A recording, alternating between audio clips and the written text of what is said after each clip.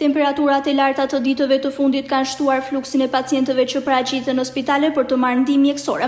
Edhe Spitali Bashkiak Bulqiz është përballur me fluks në rritje, kryesisht tek fëmijët, por edhe mosha e tretë. Mjeku specialist pranë këtij spitali Shahin Kaja tha se kjo është një situatë normale për periudhën në të cilën ndodhemi, ndërsa kërkoi që grupet e riskuara të shmangin daljen në pikun e të nxehtit në diell. Kaja tha se persona që kanë sëmundje kronike dhe fëmijët duhet të jenë më pak të ekspozuar ndaj rrezatimit të lartë diellor, i cili ndodh kryesisht mes fashës orare 11 paradite deri në orën 17 pasdite. Spitalit Bashkiak Bulqiz, sipas mjekut Shahin Kaja, nuk i mungojnë medikamentet për trajtimin e pacientëve që kanë nevojë. Si në gjithë territorin e Shqipërisë dhe në Spitalin Bulqiz ka patur temperatura të larta dhe fluks të rritur të pacientëve, të manifestuar dhe të fëmijët e vegjël në tepër dhe moshat e vjetra.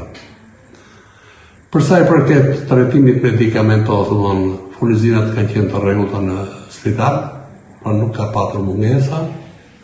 Gjithashtu si këshillime e parapustje duhet të dalin në kohën e pikut të diellit ose temperaturës lartë, pra do të ruajnë paradite freskinë edhe në darkë, në orë të vona.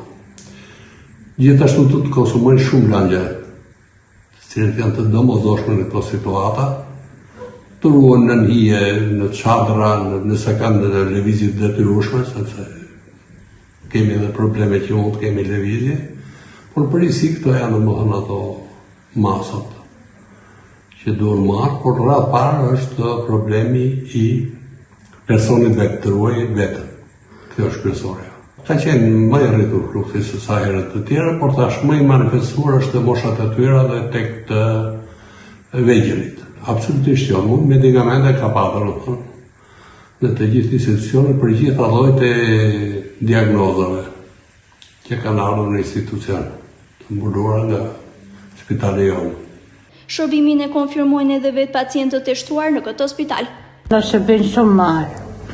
Uj sa dush, uj të ngrohtë, uj të ftohtë, shërbim sa dush. Ja, ne kanë për spital.